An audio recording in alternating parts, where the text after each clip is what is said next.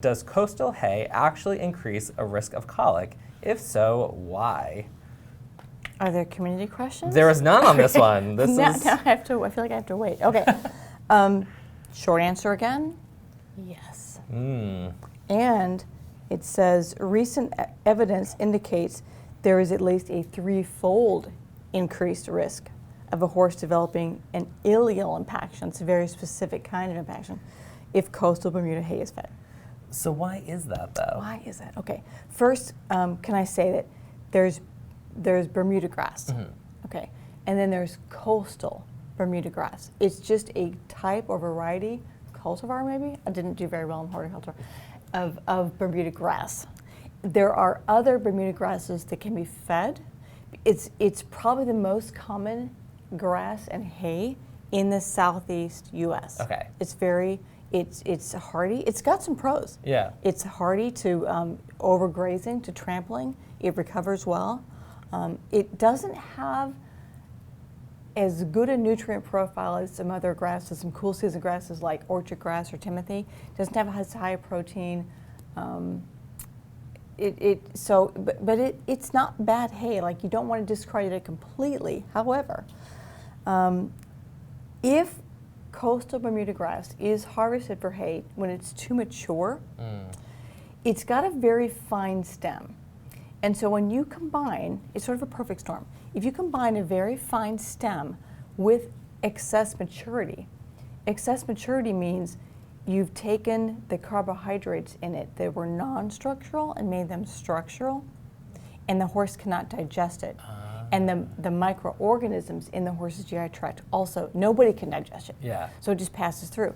When it gets to where the last section of the small intestine, the ileum, connects with the cecum, which is the big fermentation vat, there is a muscular ring right there, and it's been likened to when hair plugs a drain. That's what happens. So you just get coastal stuck in there, Bermuda yeah. hay, because it's very fine stem, and when it's overly harvested too mature, it becomes indigestible, like hair. So it's just passing and through in full form almost. Yeah, it blocks, it balls up and blocks this very small opening. Again, the digestive tract of the horse is not very well designed. Well, by committee, right? Yeah. That's what they say. Let me read what this one author is. It was a paper at AAEP in 2009. It was an in-depth session on colic. He said, the author speculates that mastication, chewing, may be insufficient, so that this type of hay is swallowed before the stem length has been reduced to a reasonable size. This hay accumulates at the iliocecal junction, where the very muscular ileum can hypothetically squeeze out fluid, so it gets very dry.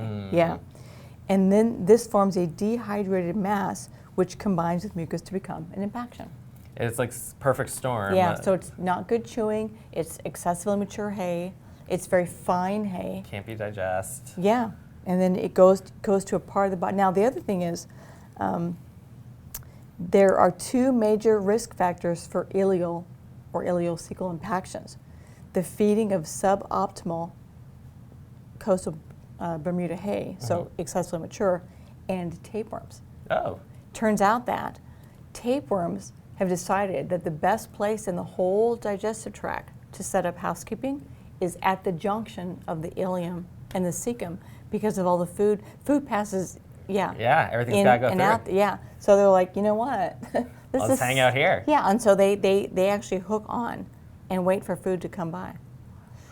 And so that area gets inflamed and thickened, making it even harder to pass things through. Right. So so that now we have the perfect storm. Yeah, that's like literally all the things you could possibly not want to happen. Yeah. So there is some advice for if you're in an area where coastal Bermuda hay is, and it's reasonably priced. If your horse is new, they're like you just moved to the southern U.S. That's like Georgia and Texas and Alabama and Louisiana and those states. Again, add it to the horse's diet slowly. Take the full 2 weeks to transition them from whatever hay they were feeding, getting to this hay. Try to use high quality hay. So know where you're getting the hay from and make sure that it wasn't harvested or cut too Wait. Yeah.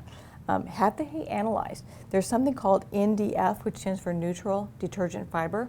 If that's above about 50%, your horse can't digest it. Wow. And that's setting them up for an impaction. So have it analyzed. And then there are some varieties of Bermuda, not coastal, so just Tifton 85, that might not be as prone to balling up like hair in a drain. Well, I was going to say, you did kind of talk about that in the beginning, where there's like the Bermuda grass and then there's like coastal. Yeah. So maybe the word Bermuda is not your trigger word to look out for per se. Coastal Yes, might be okay. the word. Just to make sure. Yep. That is quite a disaster potentially. Yeah. But hopefully those tips and tricks can kind of help you guys out as you sort of situate. So we don't want to demonize Bermuda grass or coastal Bermuda grass, but you have to be smart about it. Do your research a little bit. Perfect.